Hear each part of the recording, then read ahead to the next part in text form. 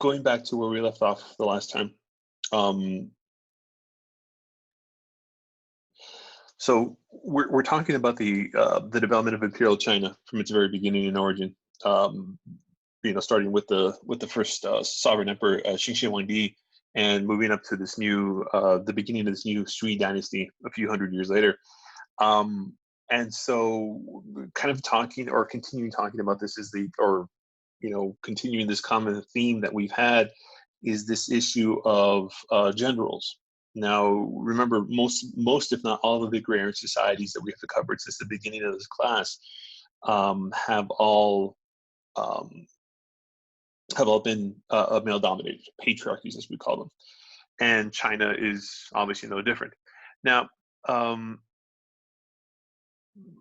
in Chinese culture at the time, and even in the near present, there is an emphasis on sons as the carriers of ancestral lines and their potential to win admission to official state service.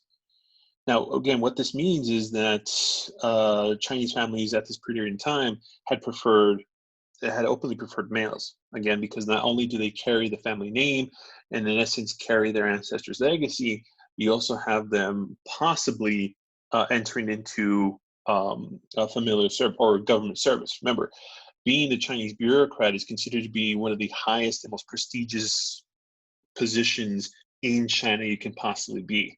Okay, so again, remember, because this is a exclusively male occupation, needless to say, men are emphasized. Now, there are particular instances in serious economic conditions, famines, wars, political strife, et cetera, where you actually have instances of female infanticide.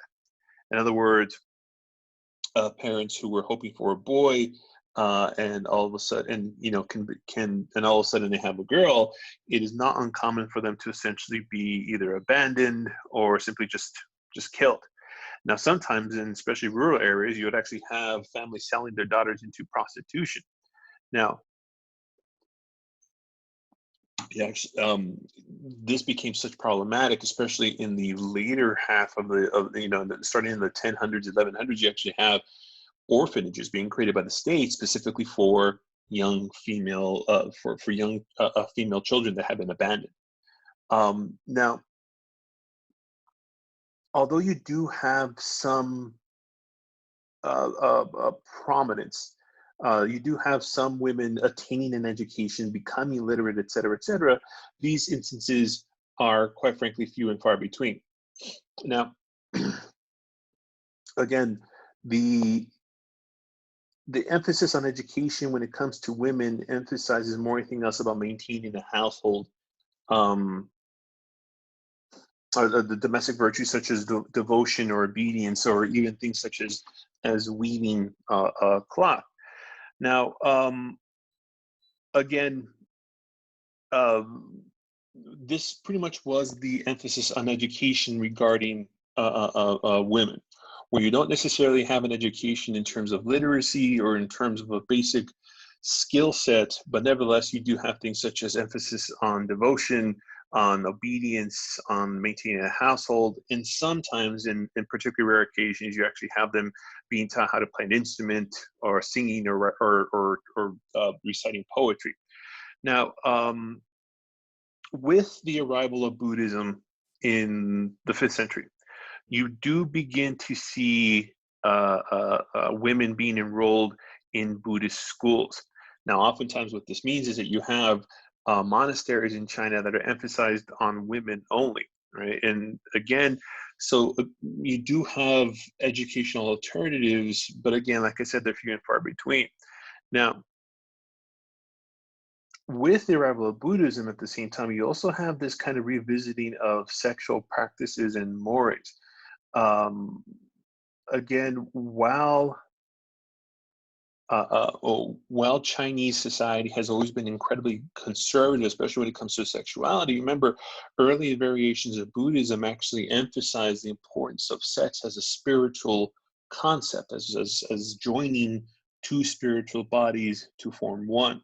And so, needless to say, you begin to see kind of this infusion of this open sexuality, or at least this this this idea of a spiritual concept behind sexuality, and kind of infusing itself into this conservative Chinese society, right? With some levels of success, but others not necessarily. Now, um, you have to understand that when it comes to Chinese history, we actually know quite a bit about it because China had always emphasized recording this concept. Now, we often refer to history as kind of this Western idea, but you have to understand that it is China that really does begin the process of recording as much as possible. All right, and they do an incredibly good job of it, which of course makes our job as historians easier. Um, Now, although Confucianism did serve as the foundation of the Han educational curriculum, um, let's see here. So again, like I mentioned before, even though you do have this emphasis on this concept, you do nonetheless have this change in emphasis. Now, what this essentially means is that we're starting to kind of realize now that as much as the Han state, as much as the Han Empire emphasized Confucianism, embraced it, you do have some argument that it's not entirely 100%. In other words, they didn't embrace it entirely as a whole. In other words, you have Taoist principles, you have some forms of legalism still kind of existing. So again, while the traditional narrative has always been that the Han rejected Taoism and rejected legalism, if you remember from last week's conversation, or I'm sorry, last time's conversation, you you do nonetheless have them essentially kind of embracing things in various formats. Now, an example of this is this particular document that you see here, the Huinan Zi. Now, the Huinan Zi is actually it's essentially a legal document, right? That was kind of written as a kind of the standard policy of what Han legal system should be. And in this document, you actually have, again, if you read it, you have this emphasis on Buddhism, on some Buddhist principles. You have some emphasis on legalist principles, et cetera, et cetera. So again, you do have this kind of this blending of different ideas. Now, yes, the system is Confucianism, no doubt, but at the same time, you have other influences clearly within this particular area.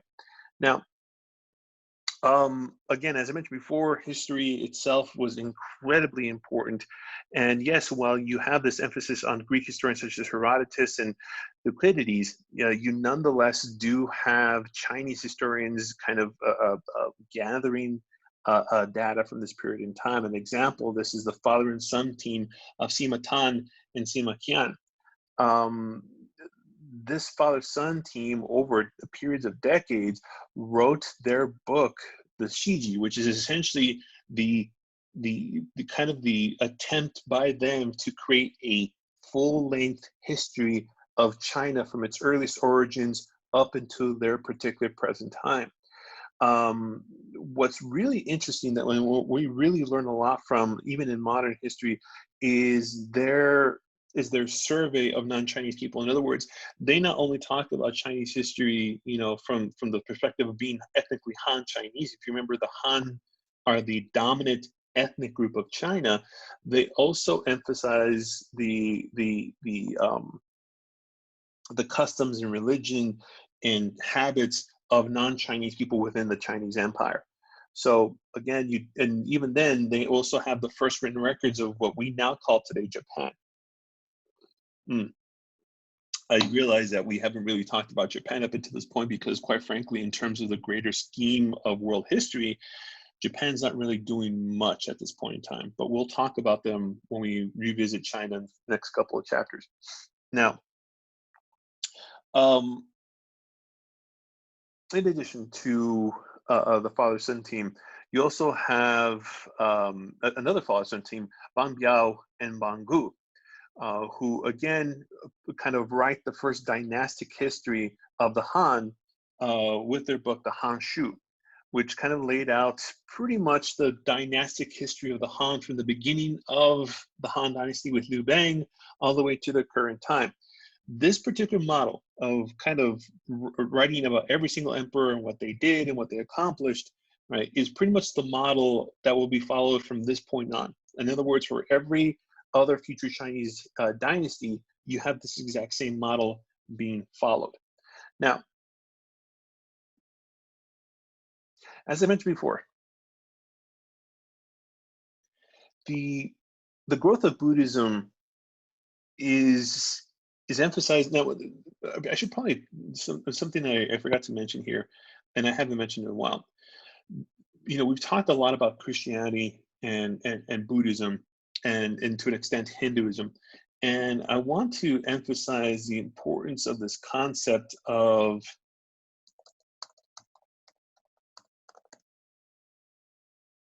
I'll spell it here.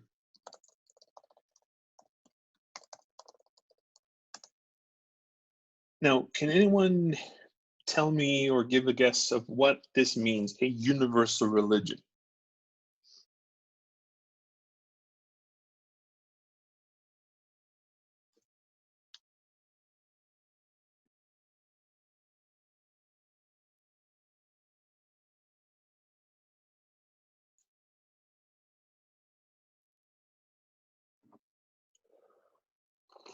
Hmm. Good guess, Joaquin. Not necessarily. Same aspects in different religions, in a sense, but it's a little bit more. It's actually a little bit more simplistic than that. Anyone else?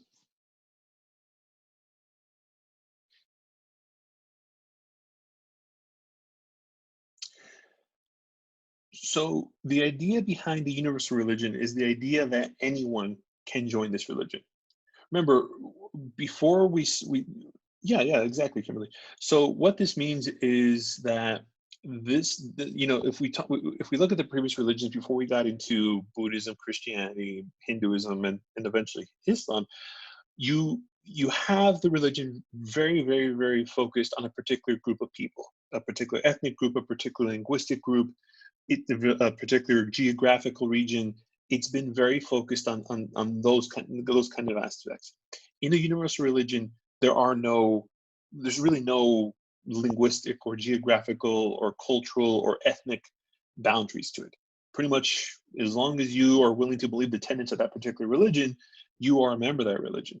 Okay, and so you begin to see the birth of these universal religions, starting with things like, again, with Buddhism, and even to an extent Jainism, and eventually working its way to Christianity, and eventually you'll find it also in Islam. But again, this is what the aspect of universal religion means, is that anyone can pretty much follow, and this is why you begin to see these religions like Buddhism and Christianity, and later on Islam, eventually find far and wide acceptance, pretty much ignoring nation state boundaries, ignoring linguistic boundaries, ignoring racial and cultural boundaries, and pretty much converting anyone who's interested, who's willing to hear the tenets of that particular religion. Now, in China, and when it comes to Buddhism, again, as I mentioned before, you begin to see Indian and other merchants bringing in Buddhism into China, starting relatively early. We believe as early as maybe the beginning of this new millennium. So again, around 1 CE. But eventually, it spreads into it becomes popular within the emphasis of the common people, the peasantry. Now,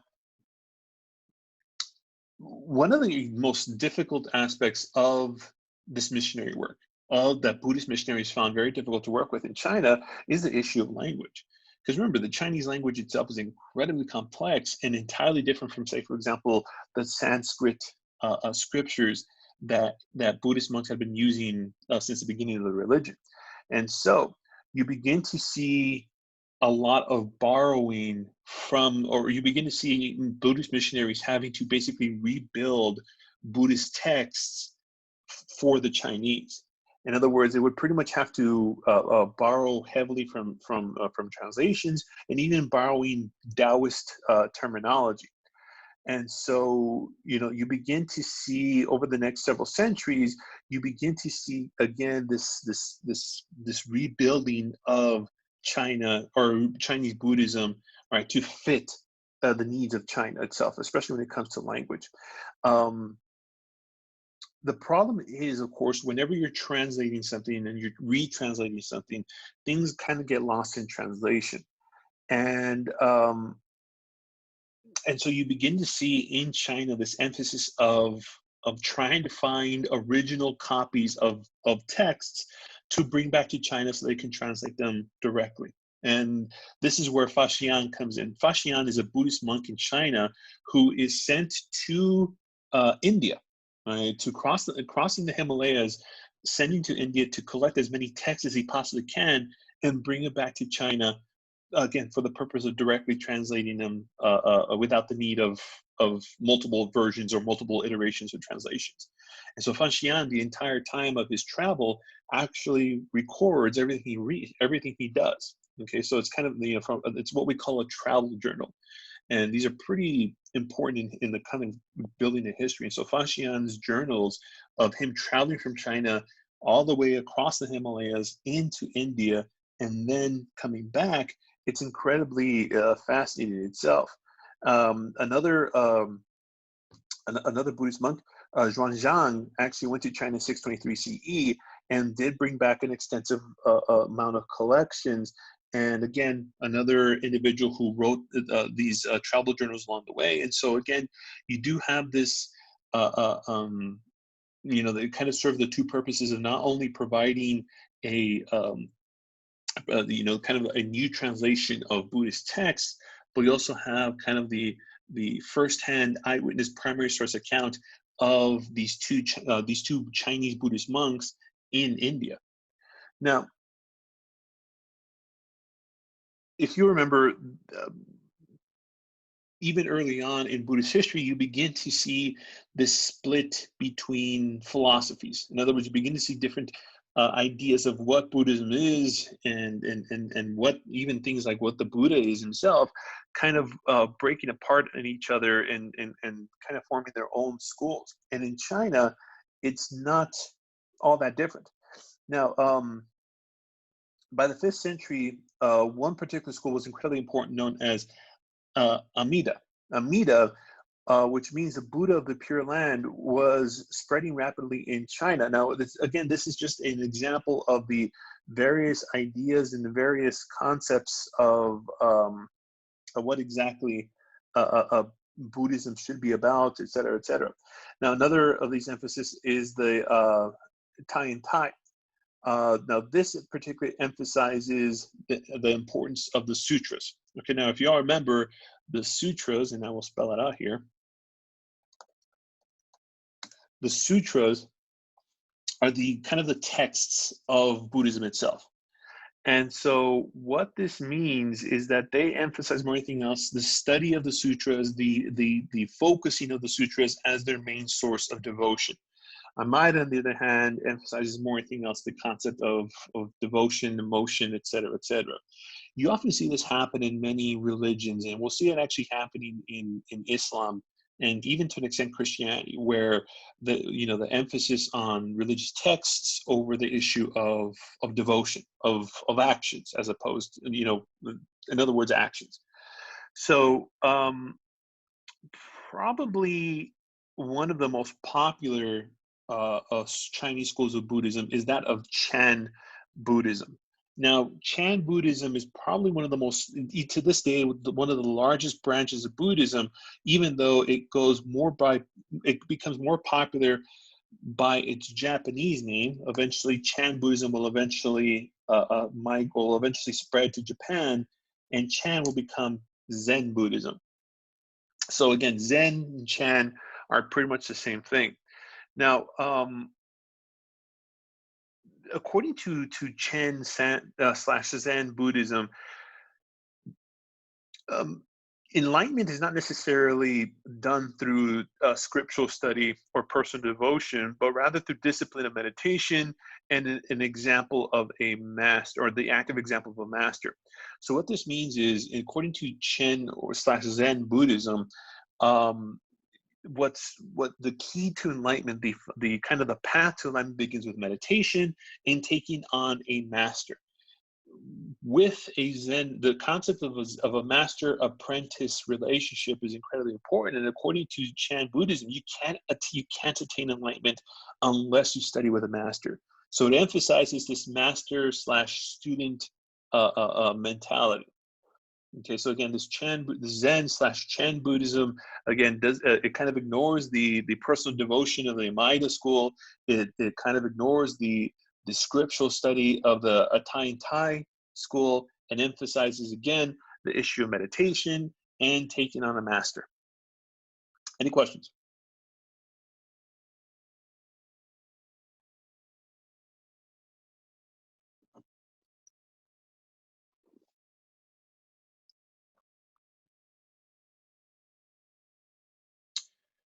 All right. This particular chapter is done. So let me continue on with the series here. Next chapter we'll be talking about is the issue of Islam. Now, over the last 25 years or so, most people's knowledge, or most people's idea of Islam itself is unfortunately based on the events of what happened in September 11, 2001, and others as well. Um, so I've always taken my time when talking about Islam, because it's a lot more profound than simply just terrorism. But nonetheless, it is important to talk about, why do you have this connotation of Islam being a violent religion?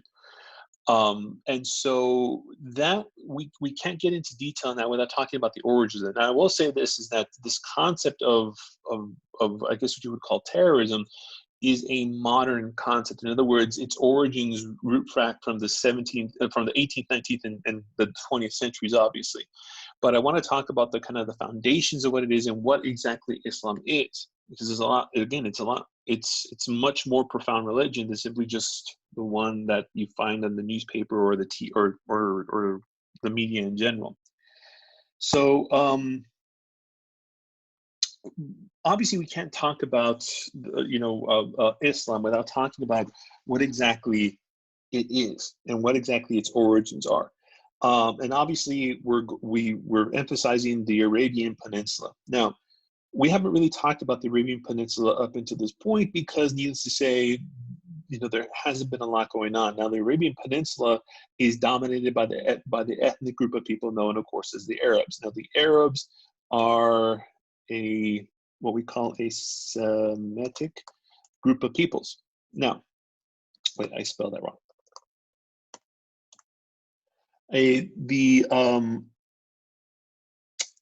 If this sounds familiar to you, I'm sure you all have heard of anti-Semitism, often referred to as bigotry against people of the Jewish faith.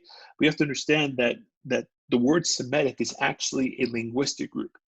Arabs and the Arab language and the Hebrew language kind of come from the same branch, much like, remember, like we were talking about the Romance languages between Italian and Spanish. So this is why in Hebrew, the word for peace, shalom, sounds like the Arabic word for peace, salam. So again, you do have this word just refers to the linguistic family that both Arabic and Hebrew come from.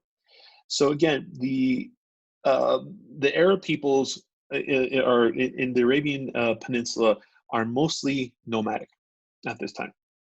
They have herds of different animals. After about 500 CE, you begin to see the domestication of the camels.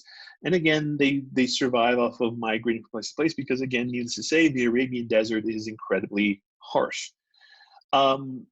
there's not a lot of primary sources before the rise of Islam that talk about the Arabs. The Romans talked about them briefly in their primary sources. They refer to them as the Saracens. But other than that, again, that's it. So these Arab peoples, very politically divided. They share a common culture, but that's pretty much about it. Even the religion itself before Islam is varied. There are some Arabs who become Jewish. There's some Arabs who become Christian. There's others who are Zoroastrian. There's others who follow more traditional religions. I guess what you would call polytheistic religions itself. Traditional Arab religions. So you have this very, very fragmented society in the Arab Peninsula, right, where there is no sense of Arab unity. Now, um, as I mentioned before, because of the harshness of the Arabian Peninsula, you don't uh, uh, you don't have a lot of emphasis on you don't have a lot of emphasis on urban areas or cities. Now, I will say this is that there are a couple of cities along major trading routes that form, and one of these, of course, is the city of Mecca.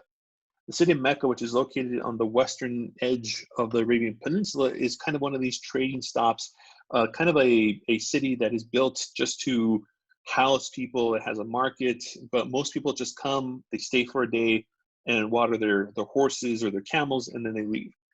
But nevertheless, you do have this city forming around this area. And this city, at the center of it, is the Kaaba. Now, if you notice here if you can see where I'm pointing at, do you see where I'm pointing at here on the PowerPoint slide?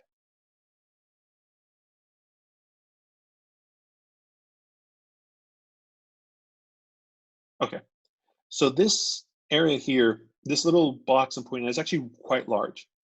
This is the city of Mecca today. And this building here is the Grand Mosque. And at the heart of the Grand Mosque is the Kaaba. Now, the Kaaba is simply just, and now according to tradition, the Abraham from the Old Testament, from the Torah, he built a house here along his travels. Now, that's it's kind of considered to be an apocryphal story. In other words, we really can't confirm it. But what it does now is hold, I should say, here on the corner here, a black meteorite that had been found centuries even before the birth of Islam, and it had always been considered to be this holy concept. And so now, this box contains that meteorite, and is still the focal point of Islam.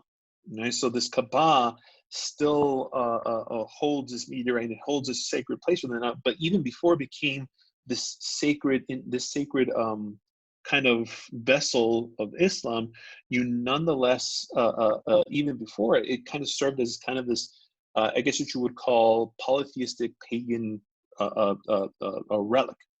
Now, it is in this political climate, the social climates, that you see the birth of Muhammad. Now, we don't know that much about Muhammad's early life, in the sense that we know more about his life than Jesus's. I will say this, but nevertheless, we don't know a lot of the nuanced details. We know that he was raised by his uncle and his grandfather, right? And he leads a normal life for most of his life. He eventually marries a wealthy widow who runs a business, and he goes to work for her. Now, eventually, he becomes plagued by nightmares and has trouble sleeping. And this is where the story of Muhammad and Zarathustra kind of coalesce. In other words, there's a lot of similarities between the two, which is very, it's more than a coincidence, I would say. But, you know, so according to this, remember, if you remember, both him and Zarathustra had trouble sleeping. They would wander the desert around their homes, and eventually they have a vision. Now, in the case of Muhammad, he is met by the archangel Gabriel, right, who tells him that he has been chosen by God. Now, I want to make this very clear here. The Arabic word for God is Allah. Now, you hear this a lot, but keep in mind that that's what it means. It's like in Spanish, for example, saying God, you know, and I'll spell it out here. They're all the same thing. Saying Allah in Arabic is the same thing as saying Dios in Spanish. It just means God. So again, according to Muhammad, the Archangel Gabriel approached him and said that God had chosen to be his final prophet. Now, what this means is that there have been various prophets in the past, and that he would be the last one. Now, I'll talk more about this, last prophet thing in just a minute. But nevertheless, over the next couple of days, according to Islamic tradition, the Archangel Gabriel basically told him God's commands and to recite them. Now, the word recite is incredibly important because, again, at the time, Muhammad is illiterate. He does not know how to read or write, so he's memorizing all of this stuff down from memory. And the word itself, recite, in Arabic, Quran, which again means recite, to recite. So the early foundation of Islam itself is not necessarily a religion, but rather a movement. It's very ill-formed. It's barely starting, but there's a couple of foundations that I want you to remember. First of all, again, Muhammad goes again. So after these encounters with the Archangel Gabriel, what do you mean, Jonathan? The practice at the time? No, you're right. It's not an organized religion. Remember, a religion requires a lot of different things, but the most important thing here is the issue of theology. You cannot have a religion without the philosophy behind it. In other words, why does God exist? Why are we here? Things like that. And this is far beyond it. So this is just a spiritual movement, for lack of a better phrase. But a very good observation, Jonathan. So there's a couple of, again, base foundations behind this. First of all, again, very simple: act righteously, set aside false deities, submit to the one and true God, and care for the most unfortunate. Now, this one is the most important one: submit to the one and only true God. According to Muhammad, this God, Allah, this individual that he keeps referring to, is the issue of the God of Abraham, Isaac, and Jacob. In other words, Yahweh from way back when, and even now Jesus, this is the same God. In other words, he is emphasizing, he's making the argument that this is the same God that told Abraham, that he chose Abraham as his first prophet. He's the same one who made Jesus the most. I'll talk more about Jesus in Islam later on. And now he has chosen him. So again, this is basically just emphasizing the oneness and the most importantness of God.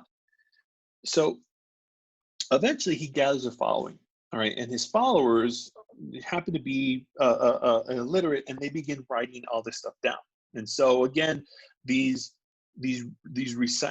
all the things that Gabriel told Muhammad, the prayers, the text, etc., the whatever, is now all written down in the form of the Quran, the book, the sacred book of Islam, which is still in existence to this day.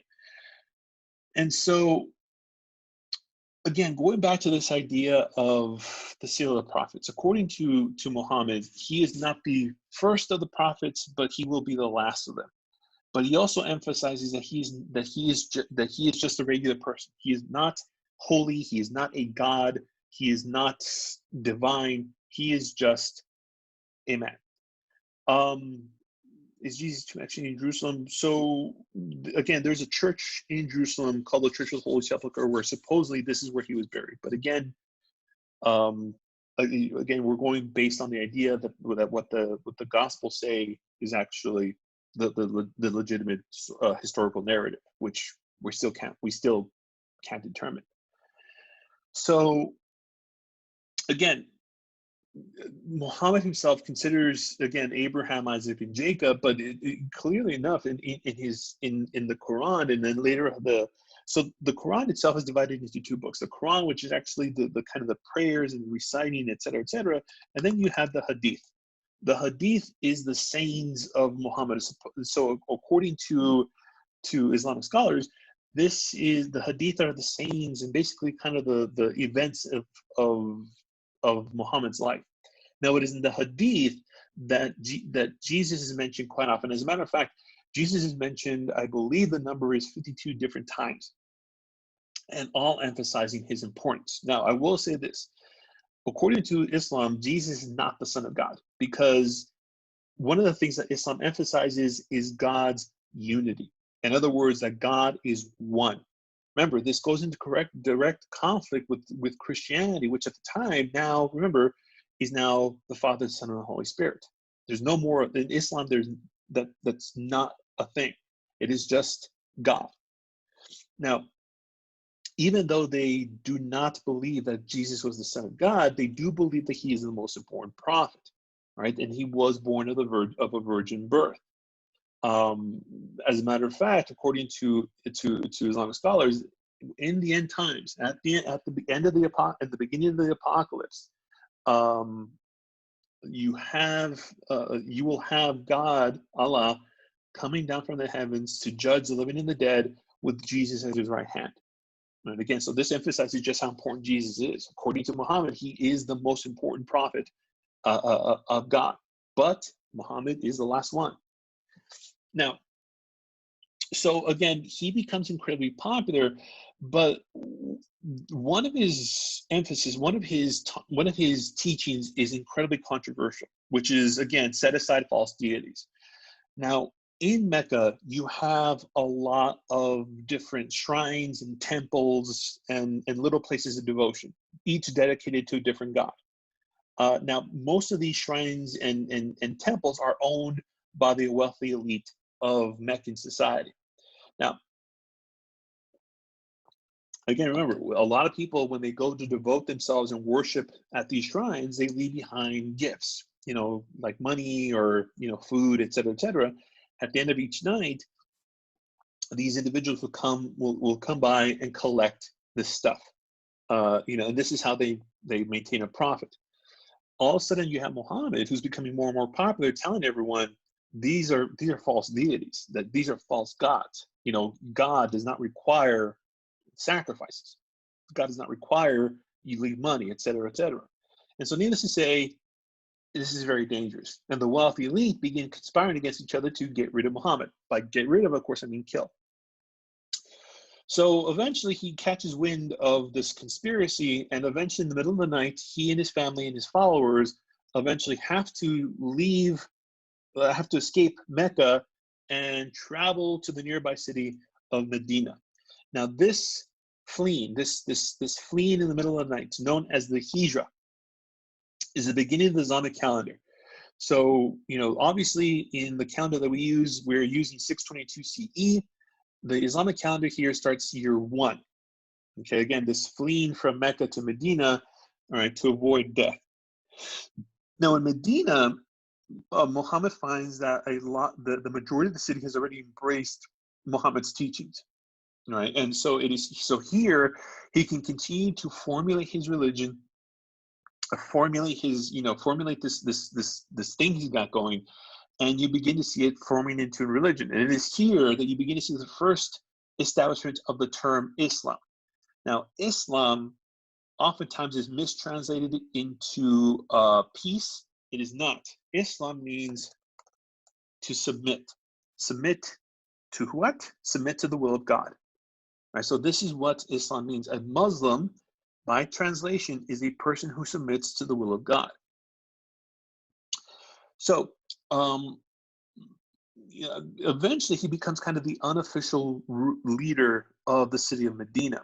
All right, now, if you remember, you still have those political differences between the various Arab tribes. You have to understand that many of these Arab tribes have blood feuds against each other. They go back, it's one of those things where, these families hate each other, and I don't even remember why. They just hate each other. They just know that they're opposed to each other. And so needless to say, this causes violence, and this causes issues. And so Muhammad, he pretty much lays out a document by which pretty much now any type of feud between families, any type of situation is now mediated by him.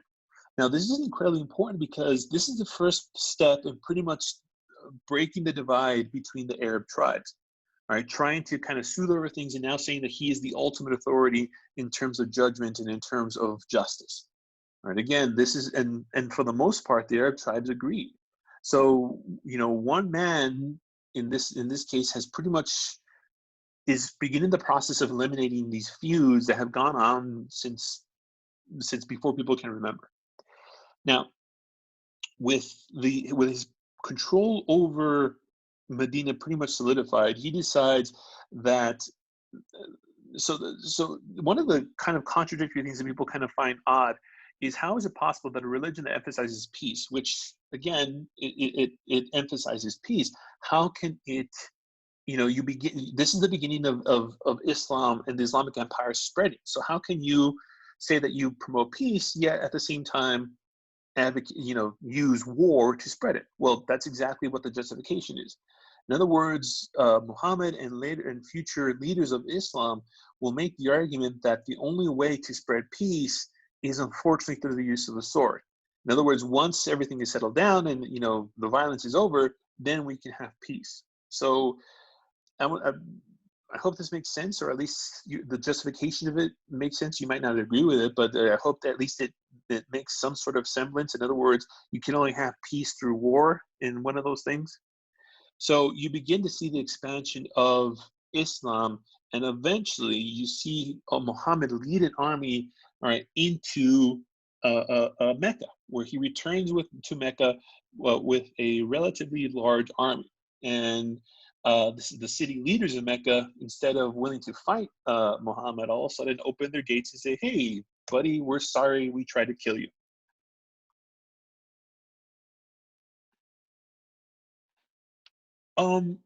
Now, by the time that Muhammad dies in 632, 631 BCE, much of the peninsula had been, the Arabian Peninsula you see here, had been united by,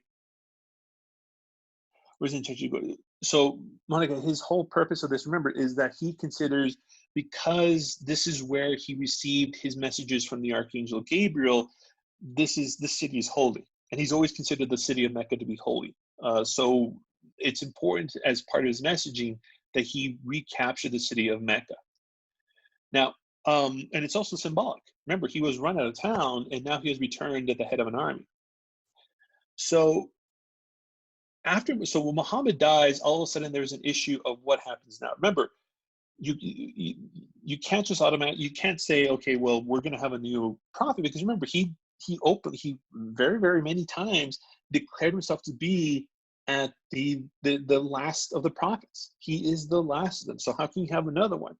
So eventually it is decided that this new Islamic empire, and I will call it a particular term because this is what the actual term is here. And please remember it.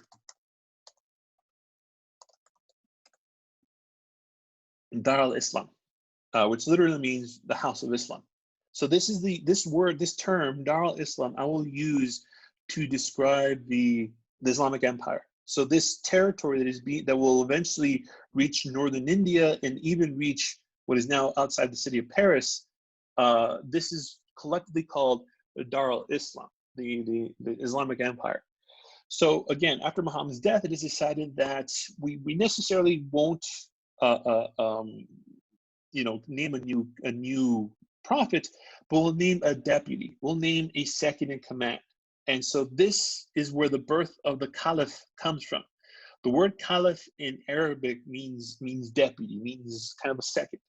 And so these individuals will be responsible for maintaining and managing the empire as we go along. Because remember, they're no longer just political rulers, they're also religious figures as well.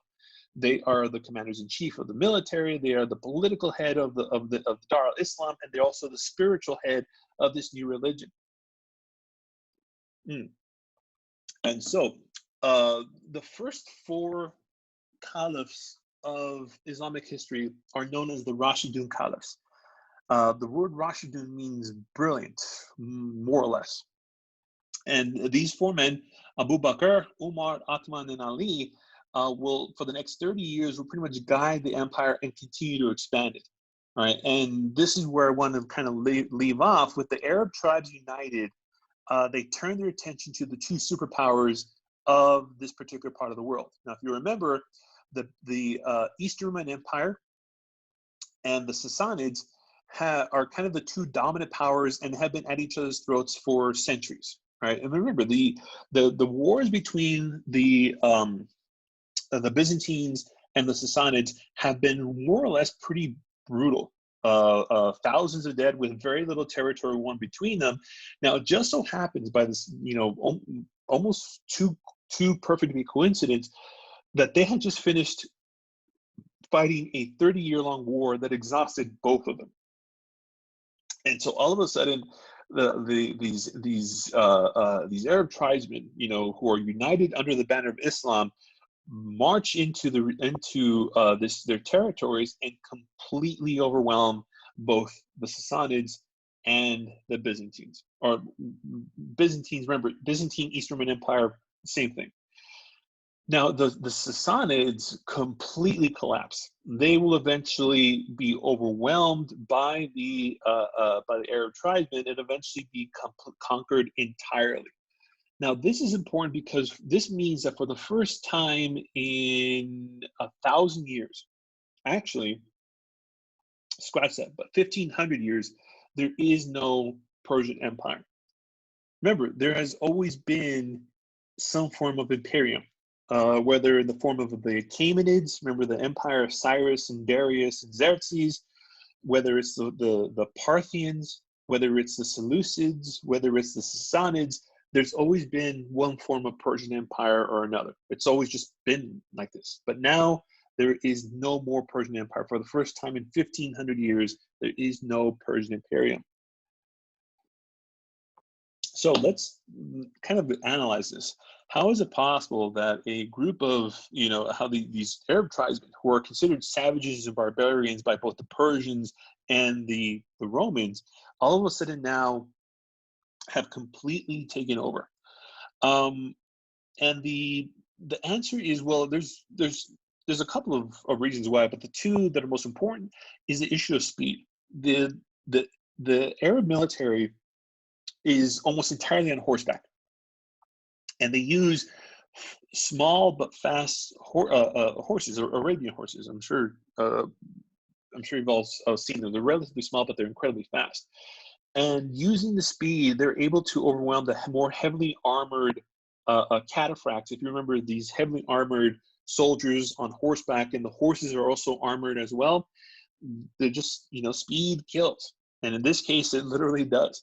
And so the use of these lightly armored cavalry allowed them to overwhelm both the Greeks and the Persians. In addition, the constant demands of manpower and tax money made these regions disloyal to both the Sassanids and the Byzantines. And so in many areas, especially of the Sassanid Empire, you have the Arabs coming in as liberators, right? Because why? They're promising lower taxes. They're promising an end to these, these requirements of manpower.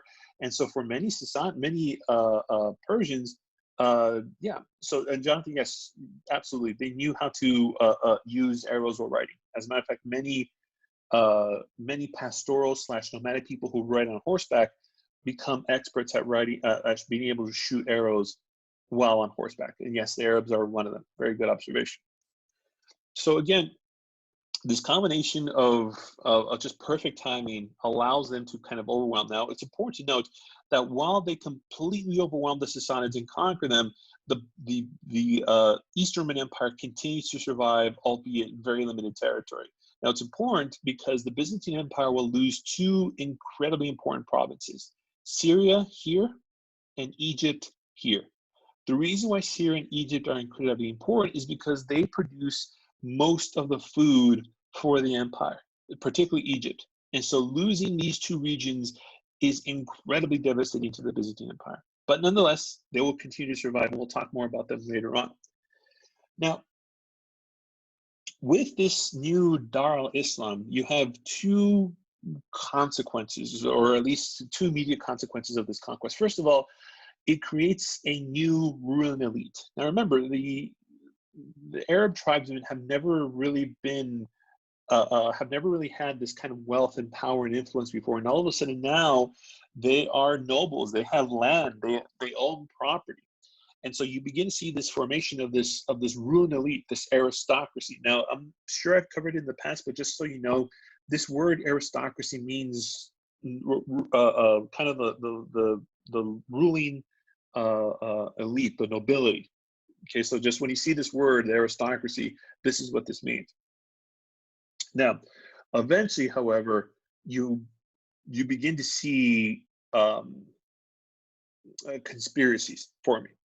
Because remember, all of a sudden now you have these ruling elites competing houses, et cetera, and you also begin to see kind of conspiracies about who becomes the next caliph. Now, it's important to note something I should have mentioned before. Abu Bakr, Umar, Uthman, and Ali, all the Rashidun caliphs have been brutally murdered and replaced with another one. Abu Bakr was murdered, Umar was murdered, Uthman was murdered, and eventually Ali at the time will eventually be murdered as well. Now, how this happens, how Ali is eventually killed, is through what is known as a fitna. The word fitna means rebellion or uprising in Arabic. And you have this fitna against Ali, led by this man, Muawiyah. Now, Muawiyah, again, is one of these Arab leaders who, again, does not appreciate, does not respect Ali, and eventually will lead a rebellion against him.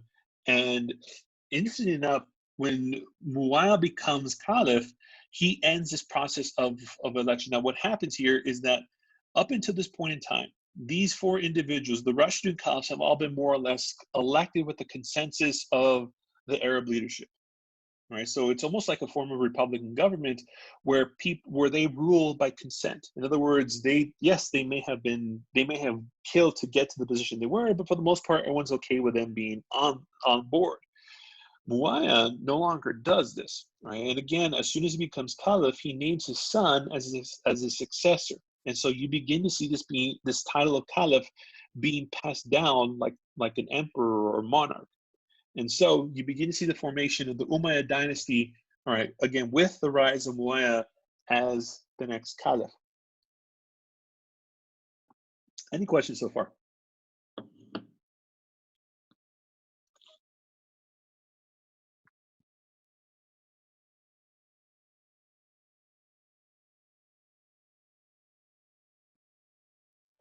Okay.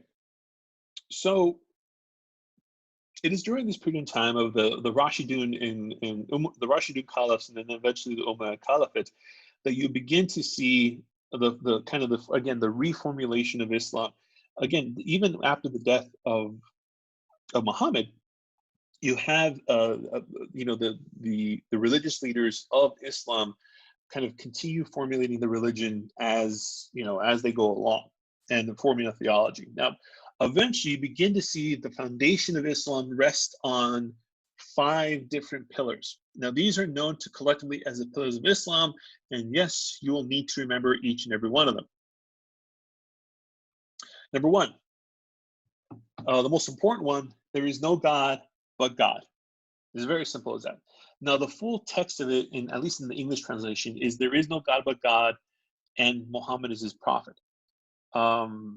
But again, the emphasis on this more than anything else is that there is no God but God. There is no God. It's often mistranslated as there is no God but Allah, which I've always found annoying, because it often the how it's translated is how that is translated. There is no God but Allah makes it seem like Allah is some other God. But remember, this is the same God that both Jews and Christians pray to.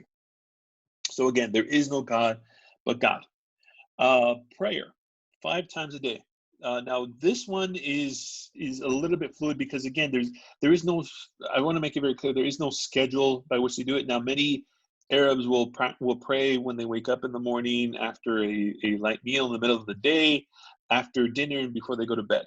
Now, there is no requirement for this. In other words, there is no schedule that all Arabs have to, or all. Let me rephrase that: all Muslims have to adhere to. It just pretty much means pray 5 times a day. And these are very simple prayers. It's not one of these things that takes forever. Keep in mind, there was one point in time that the Catholic Church, around the same time, was encouraging its adherents to say the Rosary 3 times a day. Now, if you have ever said the Rosary once, it is quite time-consuming. This is not like that, right? These are simple prayers that take no more than 5-10 minutes at a time. Next is Ramadan. Yes, the Rosary is incredibly long. Next is Ramadan. So at the beginning of the Islamic calendar, the holy month of Ramadan, to commemorate Muhammad's fleeing from Mecca to Medina, you have this period of fasting. So now keep in mind that the Islamic calendar is a little bit different, not only because it starts in a different year, it is also based on the moon, while for example, the calendar we use is based on the sun. So it is a lunar calendar as opposed to being a solar calendar. Now, during this month of Ramadan, there is a period of fasting from sunrise to sunset, where there is no food, there is no drink, even water for that matter, are all forbidden. Now, technically, once the sun sets, then you can eat a modest meal and drink some water and get ready for the next day. But unfortunately, many areas, well, not unfortunately, but in many areas of the Islamic world, you have basically kind of these buffets open up at night and they just go crazy, which again defeats the whole purpose of Ramadan. But nevertheless, that's my own personal opinion. But nevertheless, what Ramadan actually is this period of fasting. So again, between sunrise and during the month of Ramadan, there is fasting, there is prayer, there's self-reflection, all right, from sunrise to sunset. Next is the Hajj. The Hajj is the pilgrimage to Mecca, which all able-bodied Muslims must take at one point in time of their lives. Now, I want to emphasize able-bodied because this doesn't just mean, health-wise. If you are incapable of traveling because of your health, that's fine. God will forgive you. But even if, say, for example, you do not have the financial means to travel to Mecca, that's fine as well. If you have the means and if you're healthy, you must take a pilgrimage at least once in your life to the city of Mecca. And then finally, alms to the poor. Now, it's funny enough that, Christianity and to an extent other religions like Buddhism emphasize giving to the poor, but Islam is the only religion, or at least one of the only religions at the time that actually make it a law. By law, Muslims have to give 3.5% of their annual income to the poor. Right. So again, this is the only religion, as far as I can tell, at least during this period of time, that actually has a particular number. In this case, 3.5%. Now, one of the things that Muhammad talked about a lot, especially in the Hadith, is the issue of conversion to Islam. And if you actually read the text, it pretty much says that you have to have this kind of willingness to convert to Islam on a spiritual level. In other words, you have instances of forced conversions, and keep in mind that Islam does have its share of forced conversions, especially later on in history, much like Christianity does as well. But it's kind of ironic considering that Muhammad strictly emphasizes, you can't force people to submit to the will of God. It just doesn't work that way. So conversion at this time is incredibly simple. You don't have to have a missionary or a trained priest or cleric to convert. Many, as we'll see later on in history, many of the many of the people who are converted to Islam later on are not converted by missionaries. They're converted by merchants. Right? You don't have to be, you don't have to go to an ordained cleric or someone within the religious structure of Islam to actually convert. Again, many of the early merchants, who happen to be Muslim, actually begin the process of converting. Um, did they have currency at the time? Houses of commerce? No, I mean, no, they have. I mean, they have a commercial system. I mean, keep in mind that commerce is a thing. Remember, keep in mind that Muhammad worked as a merchant for his wife. So, you know, again, there's a way, there's an ability to, and again, this is kind of based on the honor system in the many. In other words, they're not going to ask for your tax returns and base your givings on that, right? You as a devotee to God, you know, are entrusted with the fact that you are going to donate whatever your percentage of your income is. Right. So again, yeah, it's, you know, it's kind of based on the honor system, much like tithes are. But again, it is actually the number here. You know, Christianity tells you give to the poor, but it doesn't necessarily say how much. In Islam, it says, yeah, you have to do this. There's no police or anything that make you do this. It's just, you know, if you're a faithful individual, this is the number you should get. Um, so again, conversion itself was not mandatory, but it was fairly simple. Now it's important to note that by, let's say, 720 CE, Dar al-Islam has spread to what is now the Portugal, Spain, North Africa, Egypt, Anatolia, obviously Arabian Peninsula, and even has spread into what is now northern India and what is now Afghanistan. But even at this height, even at this huge, you know, landmass of the largest empire the world has ever seen up until this point, only about 10% of the population of this region is actually Muslim. So conversion itself was incredibly slow because, again, it was not necessarily converted. Now, there's another more cynical reason for this. Now, again, Muhammad emphasizes that you don't have to convert to Islam. But if you don't, you're subject to what is known as the jizya. The jizya tax, which is here Jizya. The jizya tax itself is a tax on non-Muslims living in Dar al-Islam. So if you don't want to be a Muslim, that's fine, but we're going to tax you. Now, usually it's a very modest tax, but still, it's a tax nonetheless. And so the jizya is a tax collected on non-Muslims who live in Dar al-Islam. And so many Islamic rulers pretty much, not necessarily forbid conversion to Islam, but they really discourage it, because why would they? It's a good income base.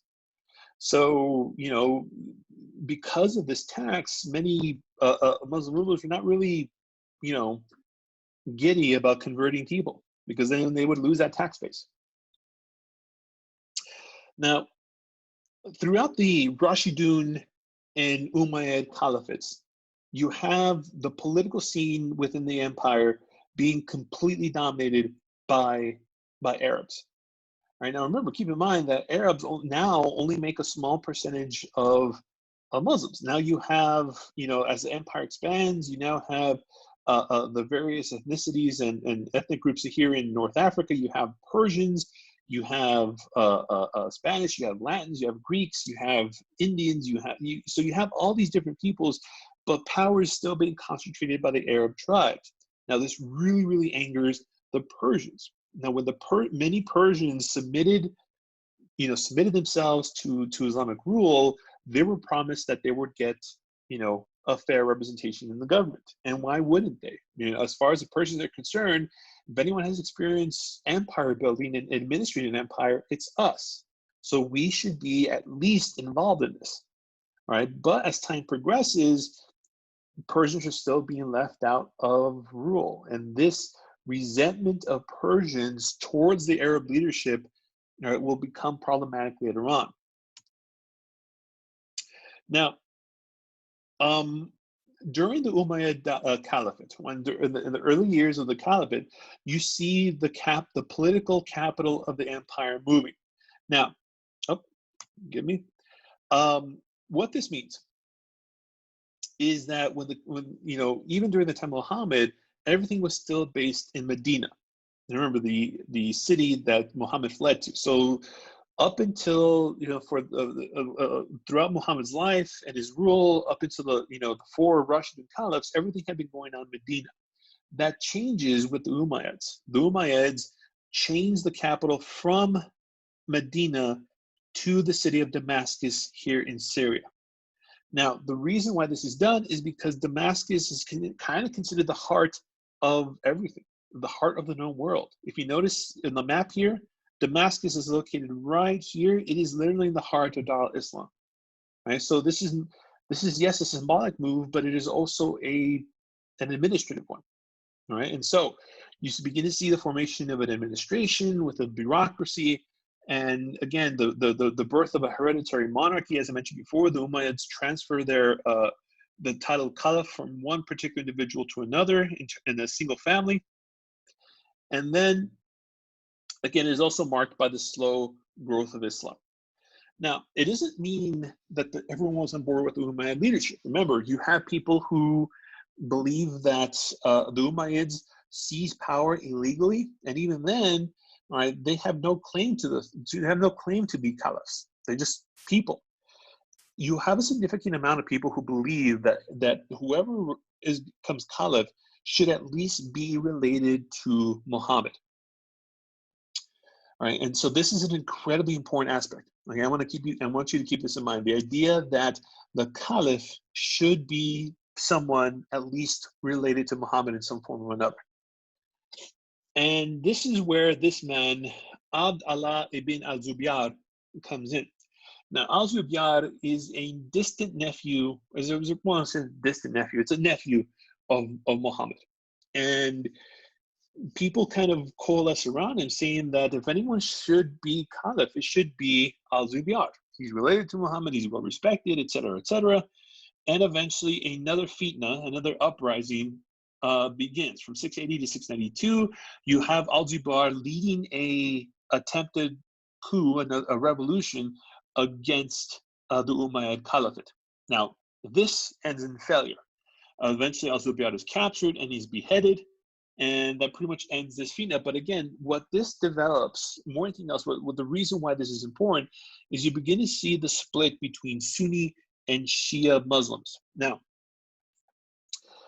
today, Sunni and Shia Muslims have different religious practices, different holidays, different belief sections. They really have formed two distinct branches of each other. But what I want you to emphasize, and what's important in this particular lecture, is the political origin of this, which is, of course, Sunnis believe that the caliph should be someone that has the consensus of the people. Remember, I was telling you that the caliphs before, well, the caliphs at this time, before the Umayyad monarchy, all were elected by the Arab leadership, right? And even to an extent, the Umayyads do practice some form of representative government. So this is kind of the main emphasis of the Sunnis. Now, the Shia believe that the caliph should be a blood relative of Muhammad. That whoever it is, it needs to be someone closely related. It needs to be someone related to him, even if it's a distant cousin. It has to be someone related to Muhammad. So again, this is the main difference between the Sunni and the Shia Muslims, is in terms of who actually should be the leadership, who should be the leaders of this particular movement. Now, despite the fitna, you do have the Umayyad Caliphate being incredibly successful. It continues to expand its influence, it continues to expand its power, and kind of to show you just how the kind of clash of empires and just how far it has reached is, if you follow my arrow here, there is a particular battle here known as the Battle of Talas in 751 CE. Now, this was fought between forces of the Umayyads and the Tang dynasty of China. Now, we haven't talked about the Tang yet, but we will. Eventually, the armies of the caliphates and the armies of the Tang dynasty in China eventually meet out here in the desert in Central Asia and fight a fairly inconclusive battle. Now, the Arab sources claim that they won it. As far as we know, they're right, but it wasn't a major resounding victory. But nonetheless, the fact that these two empires fought in the middle of the desert in Central Asia tells you just how far that Dar al-Islam has expanded.